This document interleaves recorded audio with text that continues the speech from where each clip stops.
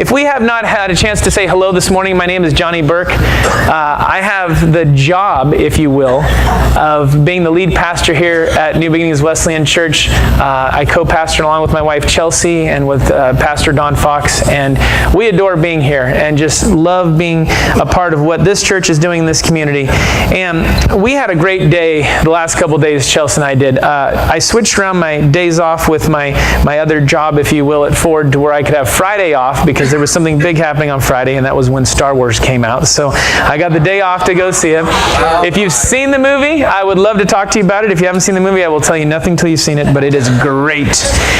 So we got to start off our Friday by going and seeing a fantastic movie.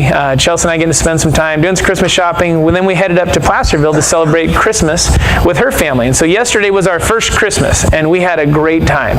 And in the middle of spending time with family and great food and great times, we had our annual gift exchange. And so we have about 20 people there, and everyone draws one person's name at Thanksgiving, and you buy just for that person. But the kids are out of the gift exchange, so they get gifts from everybody. So, and there was only a few kids this year. The other ones are, all the teenagers are getting older, so their gifts look small because they get all gift cards now.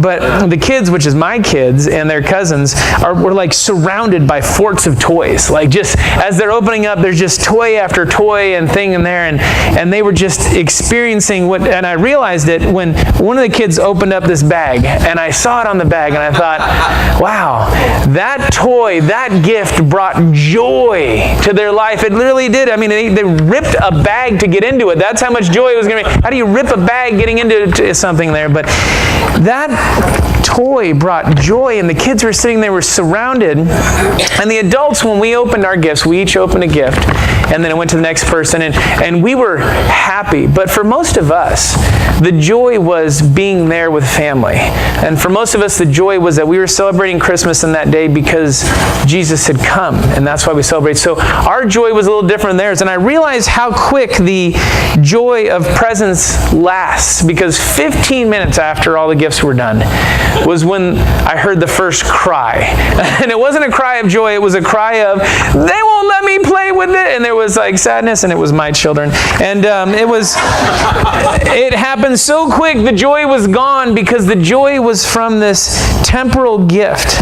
But the adults continue to have a great rest of the afternoon, regardless if somebody took our toy away, because we realized what true joy was and what it was all about. And whether we thought about it or not, we wouldn't have been there as a family celebrating if not for Jesus coming to this earth and bringing us the gift of joy.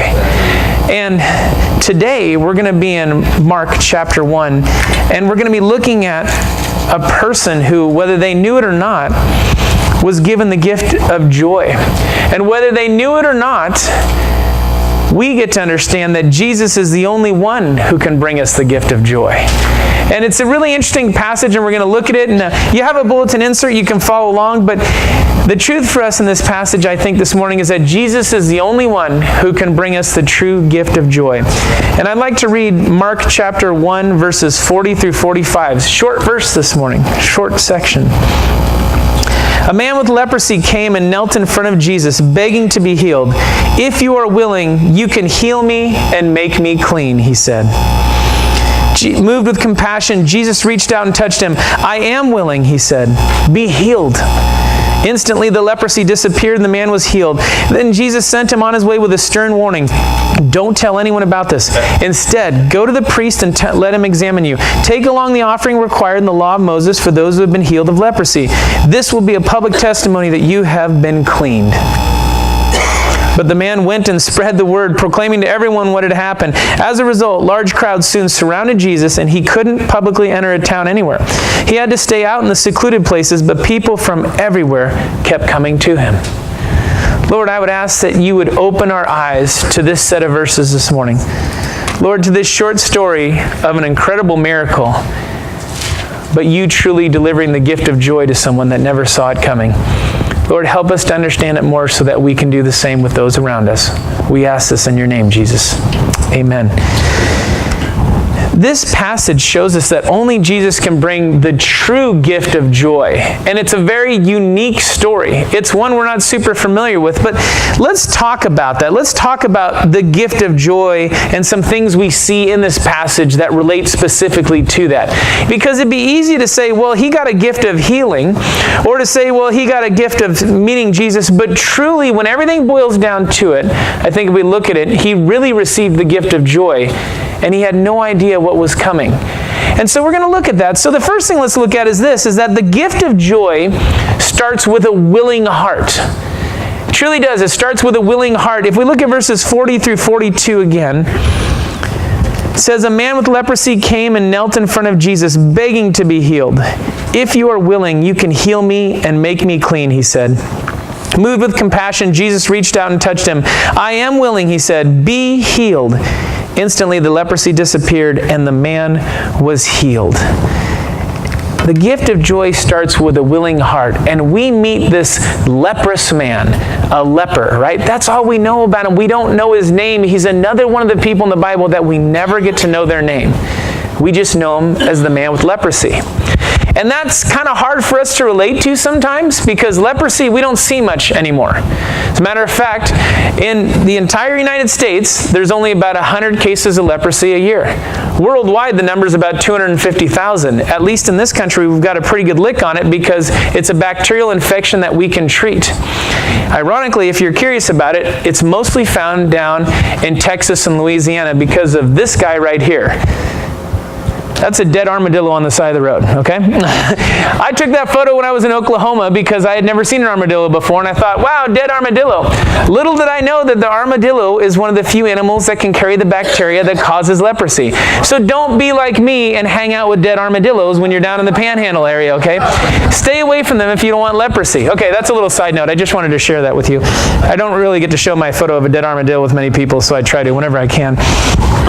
But it's true, leprosy, we don't think about it. People down in Texas and Louisiana might hear about it every once in a while because they have to deal with that animal that carries the bacteria, and occasionally people get it. But 100 cases in the U.S. a year? We don't really know much about this. There's 250,000 worldwide, but they're treatable type things. And here's a scoop about leprosy. It's an infectious disease if you don't know much about it. It causes sores on your body. It causes nerve damage within. It causes muscle weakness, and it just gets worse and worse and worse over time. And back when Jesus was walking around, there was no cure for it. And it's an infectious disease. So if you had it, you couldn't be around other people or else they might get it too. And so we meet this leprous man, and that's really all we know about him. We know he's a guy who's got this terrible disease that's really infectious and you don't want to be around him. And what does he do? He comes up and finds Jesus. And what's really interesting about that is that leprosy is mentioned about 40 or so times in the Bible. And it's usually mentioned in times when talking about people who are unclean, or if you read in Leviticus, there's a whole section in Leviticus between chapters 10 and 15 that's all about how to be cleansed and ceremonially clean and infectious skin diseases and all these things. We know all that about it, but we don't know so much about it other than that. We do know that if you had leprosy and you were cleaned of it, you had to go see the priest to be declared unclean. So what we find here in this story is something very strange is happening, because you've got this man who's a leper. He's still not clean. He's still suffering from leprosy. He didn't go to see the priest. He went to find Jesus. Now, Jesus is a rabbi, which means he's a teacher. He's not the one we read about in Leviticus whose job it is to examine people for their infectious skin diseases and find out if they're clean or unclean. He's not the one to go to at all. This man should have been nowhere near Jesus. There was no reason for him to come and talk to Jesus at all, because Jesus wasn't the one by occupation, if you will, who was supposed to address this man. Yet, the man found Jesus and said, I need to be close to him. I need to go do this. And he has leprosy, so he's ceremonially unclean, which means he's not supposed to be around people who might be teaching in the temple, like a rabbi. He's not supposed to be around people at all that close to him. As a matter of fact, he's supposed to call out unclean wherever he goes so people know and they can kind of clear a path. It is such a bad deal to have leprosy that he couldn't even go to the temple and give a sacrifice. We hear about it in Leviticus chapter 15, what happens if you went into the temple and you were unclean in the temple. Turn to Leviticus chapter 15, verse 31, it says this. This is how you will guard the people of Israel from ceremonial uncleanness. Otherwise they would die, for their impurity would defile my tabernacle that stands among them. So basically, if you had leprosy and you went into the temple to offer your sacrifice, you would die. That's a big deal. And this guy knows all that, and yet he goes to find Jesus. So when we talk about the gift of joy starting with a willing heart, understand this. We're not talking about Jesus' willingness to heal him. We're talking about the man's willingness to go out and seek Jesus. And not only to go out and seek Jesus when he wasn't supposed to or wasn't the right thing to do, he did it for a specific reason because he understood who Jesus was. He understood that Jesus wasn't the guy to inspect him for the skin disease. And he comes to him, and when he comes to him, he does something very specific that we need to pay attention to. When he comes into Jesus' presence, he bows down. And then he begins the conversation. How do you feel when someone comes and bows down in front of you and starts talking to you? Most of us, our inclination is, stand up. What are you doing bowing down before me? You don't bow down before me. We don't bow down as a society today, do we? I asked somebody the other day, I said, if you had a chance to meet the president of any nation, say the president of the United States, what would you do when you met him? Would you bow down in front of him? We wouldn't. We probably would shake our hand or salute. We might do a bow, but to actually kneel down, it's not something we're really accustomed to. And you know what? In the New Testament, Old Testament times, they didn't bow down that much either unless they were bowing down before God. Occasionally they did it to people they had to bow down to. But for the most part, when you read the term somebody kneeled down, bowed down, went down their knees, it's because they feel that they're in the presence of God or they're bowing down before God. And that's a willing heart that walks up, finds Jesus wherever he's at, and acknowledges who he is. And says, here I am, and I'm in front of you right now. And he's declaring who Jesus is. Whether his words said or his not, his actions certainly did. And then he goes one more step further with the willingness factor. And a lot of times we don't think about this, and I suppose you might think about this as him being very selfish. I don't think it is. I think it's a willingness to trust in God. But he comes and finds Jesus. He bows down before him. He asks Jesus, would he please clean him? And Jesus reaches out and does what? He touches him. You don't touch a dude with leprosy. If you see a dude with leprosy or an armadillo or anything that has leprosy, don't touch it. It's an infectious disease. But instead of him saying, no, don't touch me, Rabbi. I don't want you to get this. I just want you to make me clean. He says, no, I'm willing to trust you and let you reach out and touch me in really a way that no one had for quite some time, if at all. There's a willingness here that starts with an action on his part to go out and find Jesus. You know, I think it's kind of a given. We know enough about Jesus. We know Jesus was willing to clean and help and do all the things he would do. But this man was the one who starts the whole possibility of receiving the gift of joy by his willingness, because it starts with a willing heart, and his heart was so willing, he was willing to go in that place. He was willing to acknowledge who Jesus was, and then he was willing to let Jesus touch him, touch his life. I've seen this numerous times in ministry, mostly in youth ministry. Matter of fact, in youth ministry, little behind the scenes things, if you will, it's all about momentum. It really is. It's really tough to get teenagers to do anything if there's only a few of them. You've got to get a group together. I don't know why that is. I guess to a certain degree it is with adults too, but it's really difficult to get teenagers because they're so unsure of themselves and what they're going through in life and how they look and how they act and comparing themselves to others. If there's just a few of them, they really feel singled out. They don't like do stuff. So when you do things like a youth camp or a missions trip, the more folks you can bring, the better most often, because it allows a level of comfortability. And so our goal, my goal especially was, as a youth pastor, was to try and get as many people to come to camps, as many people to come to missions trips, as many people to come to overnight events as possible, because I knew the more kids that were there, the better chance they would tie into somebody, they would let their guard down, and they would start to have a chance to listen to the gospel message. One particular year, we had a missions trip to Mexico, and we had a gal come, and a gal that I had known since she was probably 3 years old, and now she was in my youth group as an 8th grader. And it was her first time going on a missions trip. She hadn't done too much with us. She really didn't let her guard down very much, but she decided to go on the missions trip. And we had all the kids write letters. What is your relationship with Jesus? Who is Jesus to you? We wanted a starting point for everybody, like just put out on paper, who is Jesus to you? And she wrote a really great letter. And she basically said, I'm not sure. I've been taught about him. I've heard about him. I've been in church all my life. My parents seem to know him. My sister seems to know him. But I'm not really sure who he is to me. But I'm interested to learn more.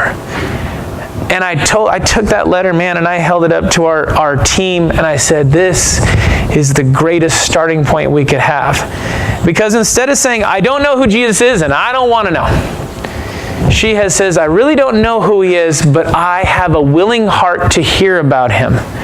And I'd imagine that the man with leprosy had to start at that same spot where he goes, I don't know who this Jesus is, but I'm willing to go see him and find him out. And once he found him out, things started to progress. And he said, I'm starting to understand who he is. I'm willing to bow down in front of him. And then I'm willing to let him touch my life and change me forever. And he was changed forever. We can tell that. He received something there he had no idea. He came to get cleaned of his leprosy.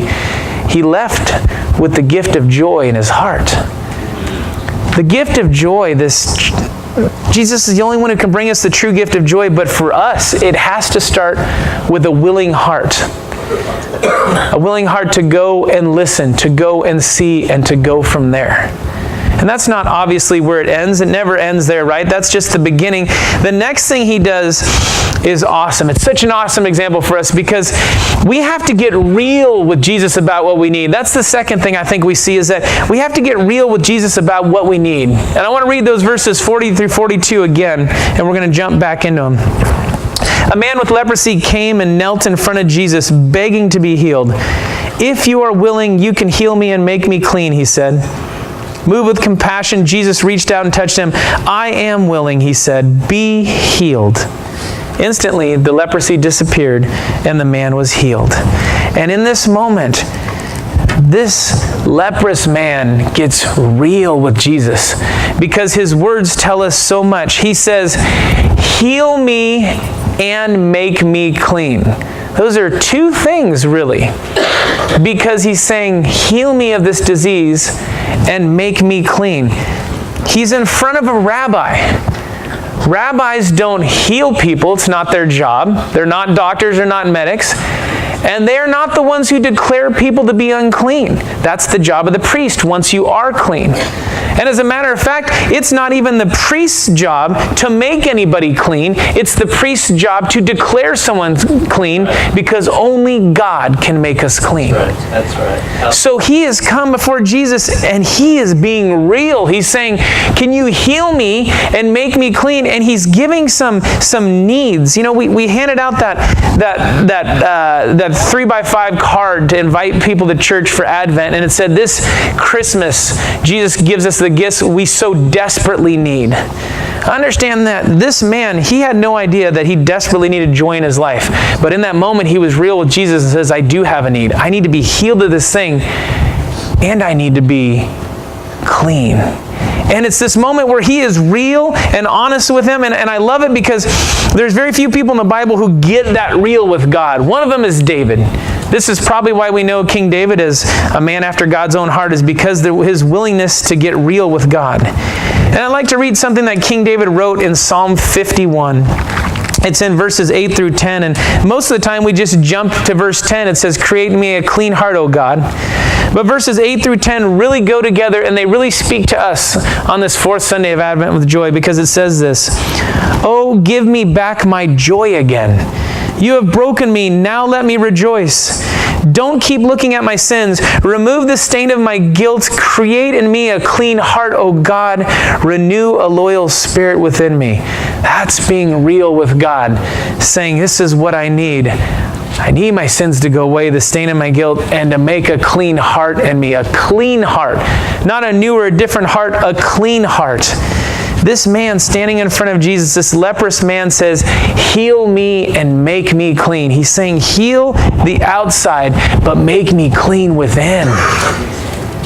And it's this moment where he's so real with Jesus and saying these things. He's saying, I want to receive this gift of joy. Maybe he's not saying it audibly, but I need to be real with you. I've got issues, I've got problems, and I need those things addressed. If we want to receive the gift of joy, we've got to be real with Jesus and come before him and say, I've got issues and concerns and problems. I have physical needs. I have spiritual needs. This is who I am. This is what I need. Most people know the story of the calling of Peter the disciple, right? Jesus just going along the seashore one day, looks over at Peter and Andrew, says, hey, come follow me, I will make you fishers of men. And they're like, yay! I just see especially the double clicking like that. I don't know why. I just think that's what fishermen would do. But they come alongside. Most people know that story that Jesus called them.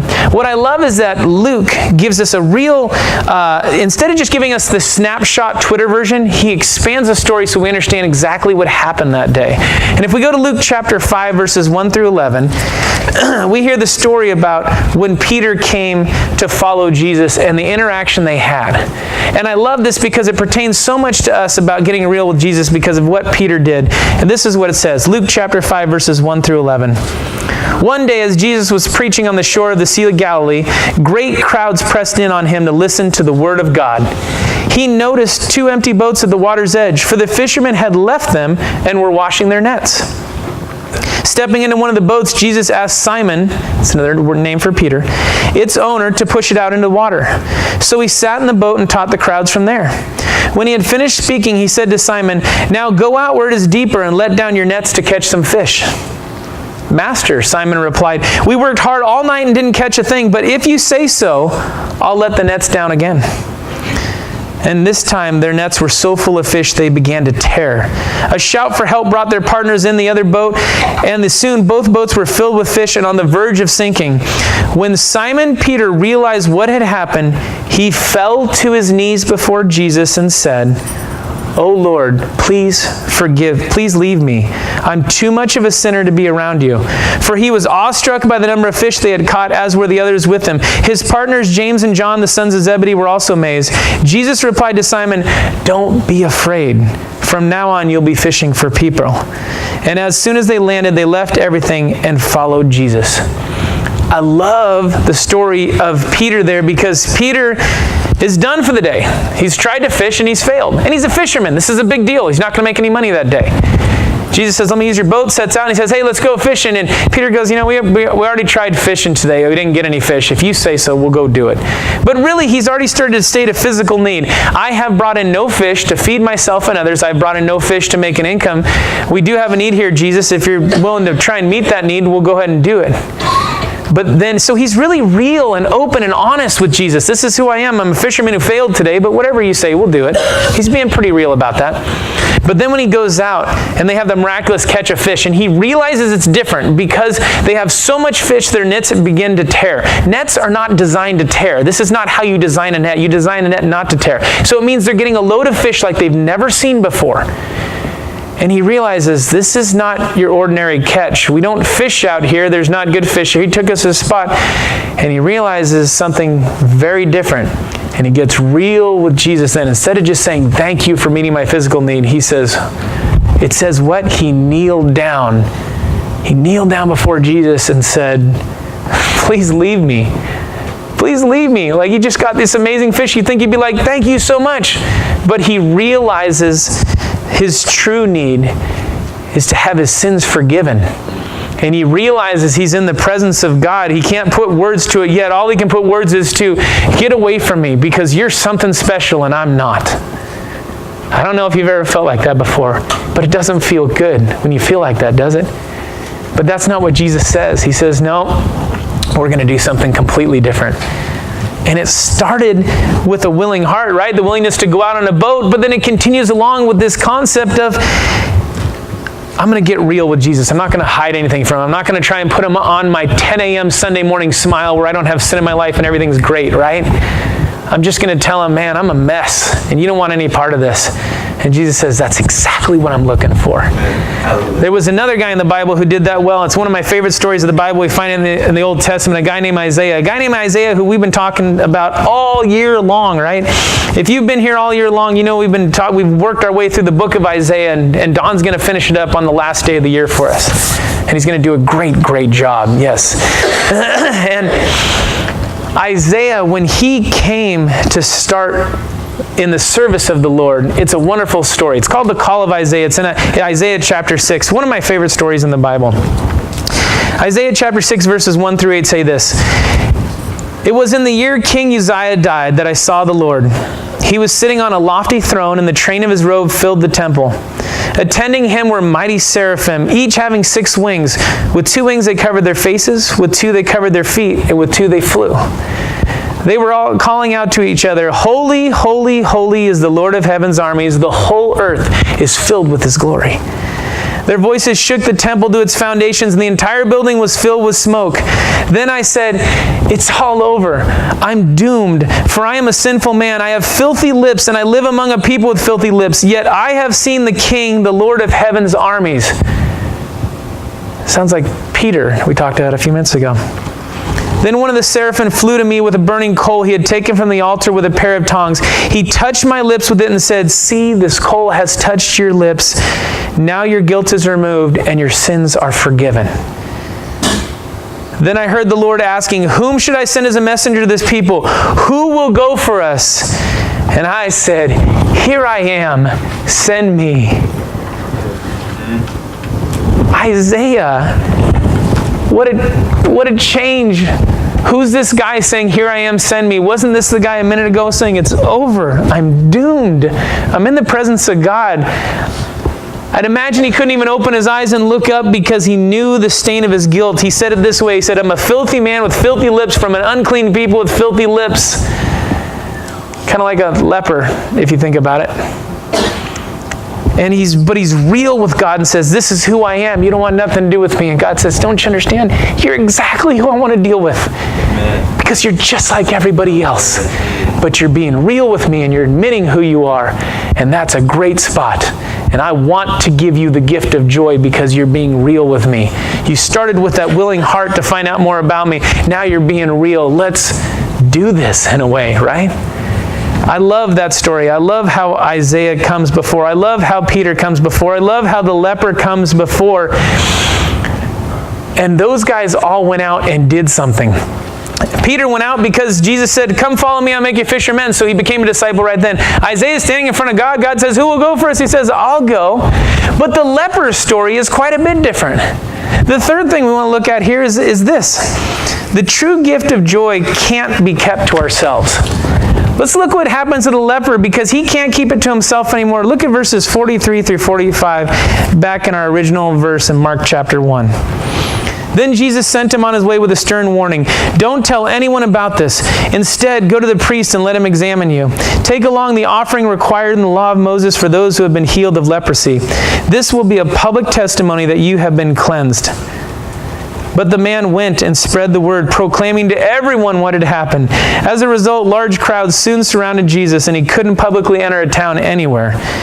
He had to stay out in the secluded places, but people from everywhere kept coming to him.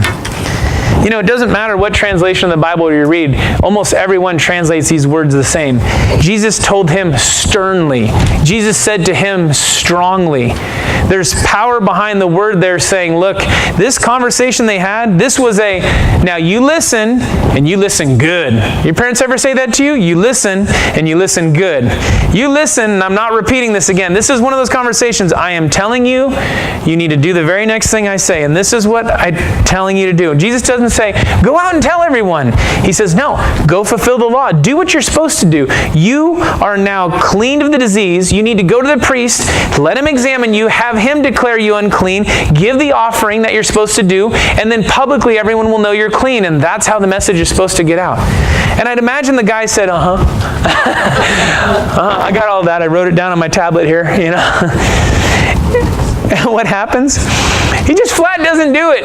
He just flat doesn't do it. And it's so like mind-boggling because He was the one who had the willing heart and to come and find Jesus. He was the one to bow down and say, you can do this, no one else can do this. He was the one that was willing to come clean and be real with Jesus and say, I'm such a mess and only you can hit me. And then when Jesus tells him to do something, he goes, I'm going to do it different. He just was healed of leprosy. He was just set free. He was just clean by Jesus. And Jesus says, go and do it this way. And he says, no, I got to go tell everybody, because his heart is showing he can't keep this joy to himself. He can't go into the temple and have a priest examine him and do the offering and do all that stuff. He can't do that because he knows something that we probably all know a little bit there. He knows that to understand something and share it with somebody else has much more power than just hearing it on the news. He understands that if somebody stands up in front of you, even like say your pastor stands in front of you and says, do this thing, it doesn't mean as much as if someone else give you a personal story of, look at this thing that happened to me. He understands that if he goes and does this thing, people will hear the story and go, oh, he was healed somehow, some way. And they won't know that the somehow, some way was the gift of joy that was given to him that could only be delivered by Jesus. So he says, Jesus, that's a great plan you got. I'm not going to do it because I got to let these people know, because I can't keep this gift of joy to myself. I can't hold it in. I've got to go tell them. I've got to go tell everybody I know personally what happened to me and that it was you who did it. I don't want to go to the priest and have him look at me and go, you're clean. Okay, I'm going to write you off. Give your turtle dove offering. Go about your way. I'll let everybody know you're clean. I want people to know that it was you in the flesh, God in the flesh, who saw my heart, who saw my infirmity, and healed it all. I got to let it go because you've given me the gift of joy and I cannot hold it back anymore. And all of a sudden we find a leprous man who is far more infectious now with the gift of joy than he ever was with his disease. And he goes out and has to spread it. How do we know he spread it? Because we're reading it in here. Because Mark heard about it. Mark was not a disciple. He did not follow Jesus around for 3 years. He came to know Jesus, who Jesus was later on.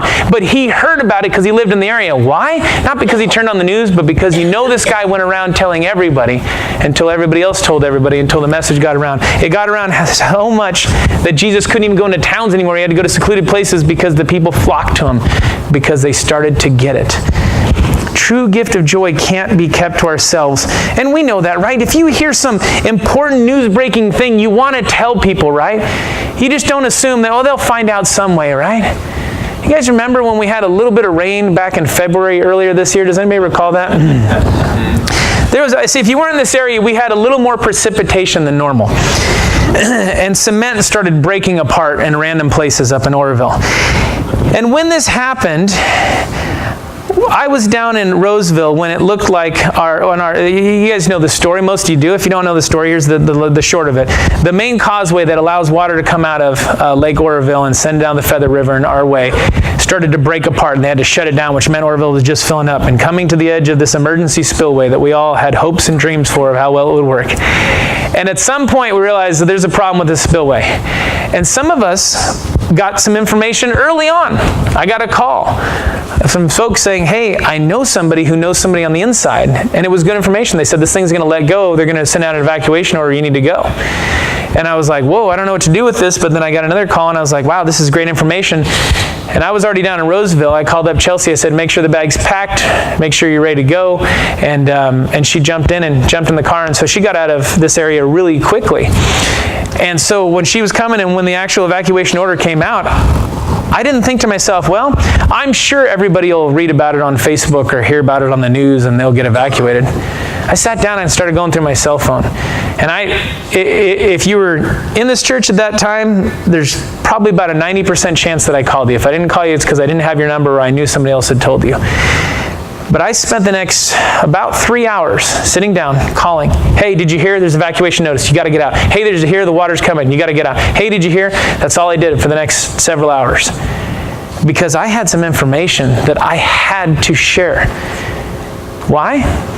Because I believed it would save people's lives.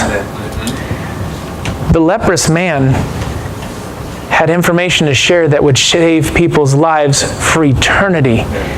And he wasn't going to hold it back anymore. He wasn't going to go and do the procedures and make sure people knew or heard about it on the news. He was going to go and tell them each, you need to know, you need to know, you need to know. This happened to me. You know who Jesus is? Jesus saved me. He's healed me. He fixed me. He fixed everything. I'm unclean. You've got to know it was Jesus. It wasn't anything else. And he goes and tells everyone because he knows that Jesus is the only one who can make us clean, because that's something God can do. And whether it says it or not, word for word, you have to understand by his actions that he understood who Jesus was. He got it, and he had to go and tell other people. He had received the gift of joy, the one that we all so desperately need if we don't have it already. And he had to go and share it with others, because the gift of joy cannot be kept to ourselves. By design, that's not what it's for. It really isn't. And so he goes and does it. And we do that, right? We tell people the things they need to know. Right now, you might be thinking to yourself, when was the last time I shared Jesus with someone else? Hey, Christmas is next week. It's a great time. It's a great time to invite them to church and say, come celebrate Christmas. We're going to have a short service. Dawn's going to speak for 2.5 minutes. Johnny and Chelsea are going to do 30 minutes. It's going to be great. All the kids are going to be invited in. It's going to be a wonderful time. A short service. We're going to have a great family thing. Come and hear about the gift who came for us. They might not get to hear about the gift of joy. They might not get to hear it, but maybe you can tell them the story. Maybe you can tell them, hey, you know what? This gift of Christmas is Jesus, and I've learned this week about this gift of joy, but it starts with being willing. Are you willing to hear a little bit about Jesus? That sounds corny, doesn't it? It sounds like the guy knocking on your door and say, have you heard about Jesus Christ today? I know it sounds corny sometimes. That's what they sound like when they come to my door. I don't know how they sound like when they come here. But sometimes people are just waiting for the invitation to say, well, yeah, I'm willing to hear. Take it from there. See where that goes, and see if you can start the introduction to where they can come before Jesus, and at some point they can get real with him and say, this is who I am. This is what I am. This is where I've been and who I am, and only you can make me clean. Hallelujah. And I hope you get to be there when they get it. And they realize they've received the gift of joy like none other, and they want to go out and tell somebody else. That's